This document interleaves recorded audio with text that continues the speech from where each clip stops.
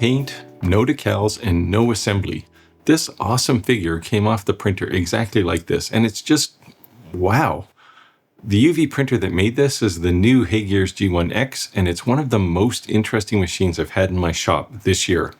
It can print flat 2D graphics, it can build 3D textured artwork, and as you can see, it can even create full color 3D objects. So the real question isn't whether I'm impressed with the G1X, but rather as a small business maker, do I want to keep this new entry in the growing UV printer market in my shop and use it for real customer jobs? Well, let me tell you about my recent adventures with the HeyGears G1X. Let's start with the most basic question people are going to have about this G1X, and that is, what on earth is this thing?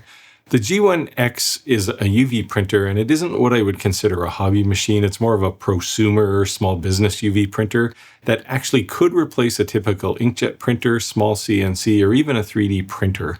It can print full color graphics on almost any material, and it can also create raised 3D textures, and it does all of this in a reasonably sized package that will still fit on your table. But by far the coolest feature is the ability to create full color true 3D objects, and these look amazing and certainly will have many makers scrambling for cash to buy one of these machines. In fact, I think a lot of people are going to be lining up to get a G1 series printer. The first thing to do here is just take a quick flyover of this HeyGears G1X just to see some of the key details, and the most obvious of these is going to be the ink system. The G1X uses up to 8 ink channels, and HeyGears has put a lot of effort into reducing one of the biggest frustrations with DTF and UV printers, which is clogged printheads. The printer automatically stirs the white ink, heats the printhead to maintain ink viscosity, and even performs maintenance cycles when it's just sitting idle. And now you can forget about this because the machine mostly takes care of itself. But what you can think about is the fact that the ink comes in bottles. And while I do think HeyGears ink works amazingly well and the price is actually pretty remarkable, you can still use your own dollar store ink if you want, though you're going to do that at your own peril. The other advantage of this ink system is that while the ink does have an expiry date, no mega corporation is going to force you to toss your old ink and buy new expensive ink from them just because you passed some date on a calendar.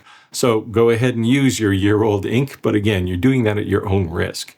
Now, I'm calling these details out early in this video because the truth is that printheads are an expensive consumable for UV printers, and the cheaper ones will typically last 8 to 12 months. But the Epson i3200 printhead used in the G1X is rated for 12 to 24 months with proper care. Now, attached to the printhead is a cluster of rubber hoses that head back to the ink cartridge at the back of the printer. The value of this setup is that HeyGears lets you swap out the entire ink system to something else within a couple of minutes. This is a fantastic feature if you want to replace your normal 2D UV ink with, say, 3D UV resin. But we'll get to that in a bit. Filling the ink system is as simple as selecting the proper ink bottle, shaking it a bit, and then stuffing the nozzle into the correct hole in the top of the ink cartridge. When you're filling, you'll notice a matching LED change from red to yellow to green as the inkwell gets fuller. And when the inkwell is totally full, you'll see that same light blink a couple of times. Now, I will provide some caution here. When you see that LED blink, stop squeezing the bottle. The printer is blissfully unaware that you're about to create a big mess, and trust me, there will be a mess. Just ask me how I know. I won't drag you through the process of calibration since the Blueprint software that controls the printer does an excellent job of guiding you through the setup of the print beds and the camera calibration. Now, speaking of those print beds, there's actually 2 of them. The first one is the smaller enclosed bed with a build volume of 130 by 330 by 150 millimeters.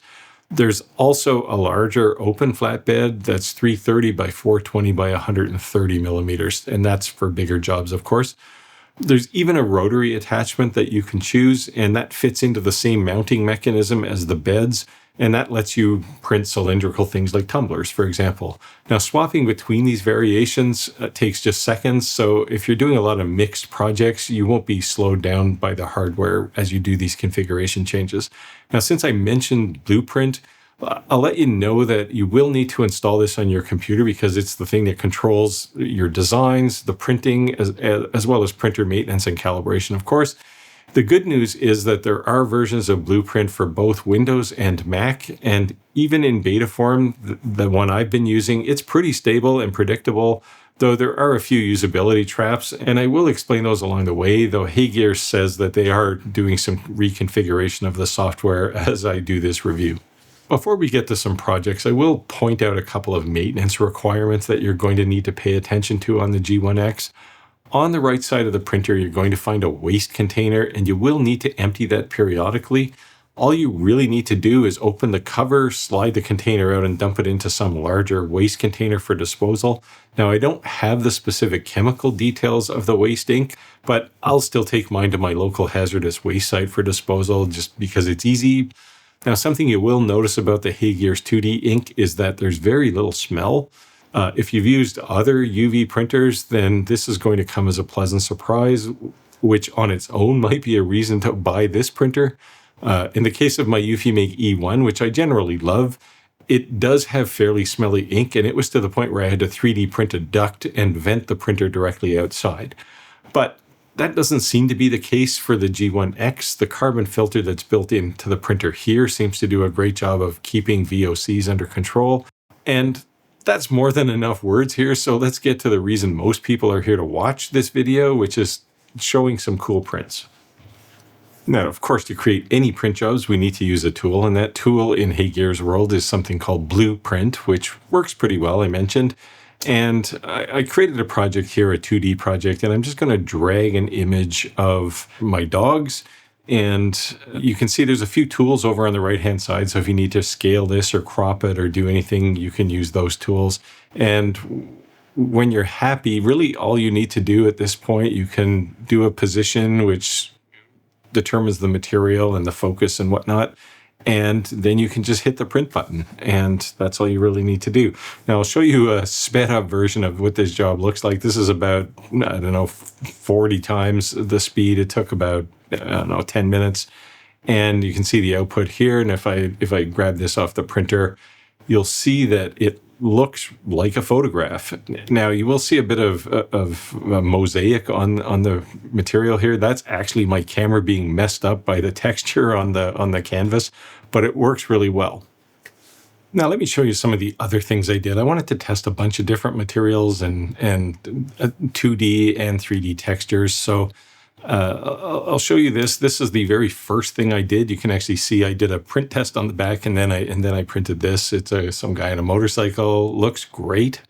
And the next thing I did was a color test. So I just printed a standard color checker. A few people asked for it, so I thought I'd show it. Then I printed a metal sign. You can see this is literally just metal, and when you print something on it, I did some open AI, ChatGPT kind of generation and aging. Now, if you wanted a Wayne Gretzky rookie hockey card on metal, you could certainly do that. This is a stainless steel base, a flexible, basically a cork coaster. And I just printed directly on it with 1 layer white and 3 layers of color.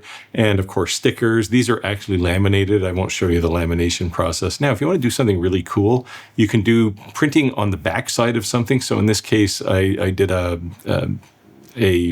Star Trek thing and printed it on the back. Then you can, of course, do some 3D texture printing. In this case, I used my favorite lighthouse picture, and the rocks kind of stand out, and so does the lighthouse. I did a 3D printed substrate here, and then I put a textured Pokemon card on it, and then I did a 2D print on the back, so it looks kind of cool. And those are just a few things you can do with a lot of different materials. Now, there's one thing I wanted to show you. I did a print of that Pokemon card again, but I printed it on a silicone base, which is something that ink doesn't stick to. I wanted to show you how flexible this ink is. So this is actually a textured card, but you can bend this around. It feels like vinyl, actually, and there's really no worry about flexible things cracking here. Now for the feature that separates the G1X from any other average UV printer, and that's full color 3D printing. In this mode, the printer builds with colored resin and transparent material while depositing water-soluble support material around the entire model. Now, the advertised layer thickness here is between 10 and 20 microns, or about half the thickness of a human hair. So it should be pretty clear that HeyGears is prioritizing fine surface detail and color over speed. The Warrior miniature I showed at the beginning of this video is about 38 millimeters tall, and it took 26 hours to print. However, my prototype printer is much slower than the production version, and HeyGears claims that in the final G1X, this model is going to print in about 1.5 hours. I'll also point out that the object doesn't emerge from the printer completely finished like this. The support material must first be removed, and doing that took an additional 4 hours, though it really only required me to drop it into a tank full of water and walk away.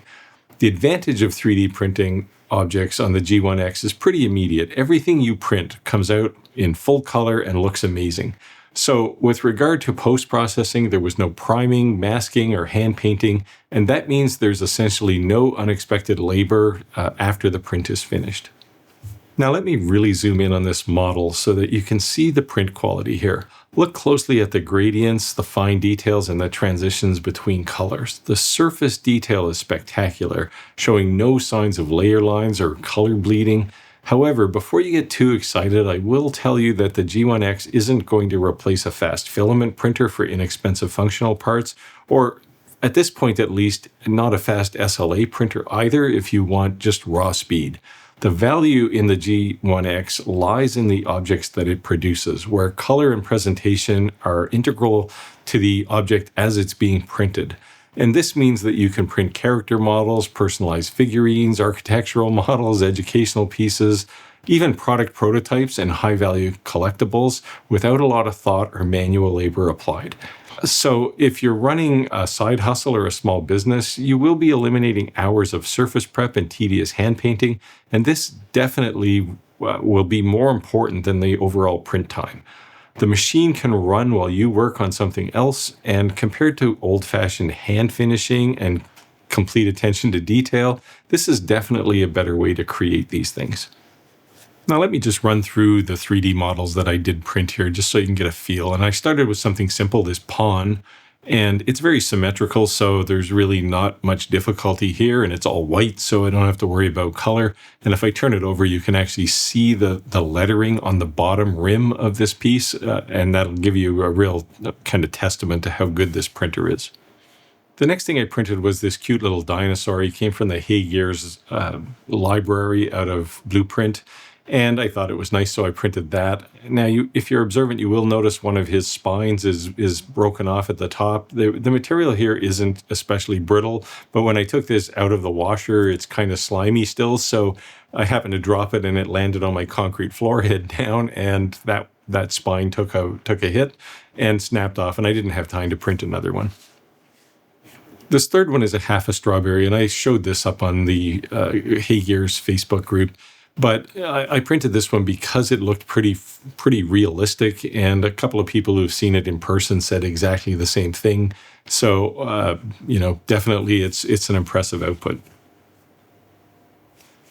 The next one is this little Tudor-style cottage, and this model came from some internet source.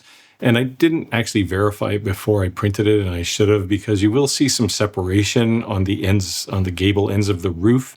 That's actually a problem in the model, not on the printer. The printer itself did a great job printing this. If you look down below the roof line, you'll see that everything is just absolutely perfect here. And now we get back to the Warrior model. I'll start by saying the base of this thing was just something I 3D printed because there wasn't a base in this model. This is a HeyGears model. And so I just stuck them on this base and allowed me to put it on the turntable. But you can see the detail here on this 38 millimeter tall model is incredible. And there's really no other way you could print this in color and get this kind of quality. So there's just a few models, and I know quite a few people had commented to me about the miniatures. And, if you play Warhammer or some other tabletop game where you use characters like this, then you're probably going to be very happy because the details here are great. Now, for some people, I know they're going to leave comments about the colors being maybe a little flatter than they expected. All I'll say is I know HeyGears is still working on a lot of the details here for printing things, so I wouldn't assume that what you see here is the ultimate final result for the production version of this printer. The HeyGears G1X is one of the most ambitious desktop machines that I've ever tested. Its 2D printing output is at least on par with other UV printers, and the ability to print on almost any surface is certainly going to appeal to a lot of crafters. Those 3D raised textures, again, are similar to what other UV printers can produce. And for basic projects like, say, fridge magnets or custom keychains, this is really going to amp up your game. But full color 3D printing is the feature that makes this machine genuinely different and frankly makes it worth buying. Producing a detailed color object without having to hand paint it has obvious value for gamers, both for people creating those figures as well as the people who are going to buy them. There are a host of other applications for this machine as well, and I think once HeyGears gets this into people's hands, we're going to see some really crazy new product ideas hitting craft markets. The strongest case for the G1X isn't that every small business or hobbyist needs all of these capabilities right away. It's that one machine allows a hobbyist or small business owner to experiment with many high-value product categories that were just out of reach before. I can't wait to see how the G1X pushes the market forward. Now, I would be more cautious if you require speed over, say, color and quality, because while I do think we'll see print times of the HeyGears G1X drop dramatically before HeyGears ships this, I'm not sure that print times are going to get down to where, say, some of the HeyGears SLA printers are, especially if you want to print a lot of parts at the same time. But there is going to be a fairly measurable market for the capabilities that the G1X offers, and I see a lot of these ending up in small shops and tabletops in many hobbyist homes. Okay, now it's your turn to give some feedback. Are you more interested in 2D color printing on almost any material? Do you want to use 3D texture printing to create something really unique, or are you interested in full-blown 3D high-resolution color printing? Leave your thoughts down below in the comments, and feel free to ask any additional product questions you might have there, because I have been playing with this for a while. I'll also put a link down there in the description to point you to the Kickstarter program where you can pick up some really great discounts on the G1 series printers right now. And if you're watching this video after the Kickstarter has closed, I'll update that link to point you over to the HeyGears website for more information. The HeyGears G1 printer enables some real magic, but remember, the magic comes from you, the maker, not the printer.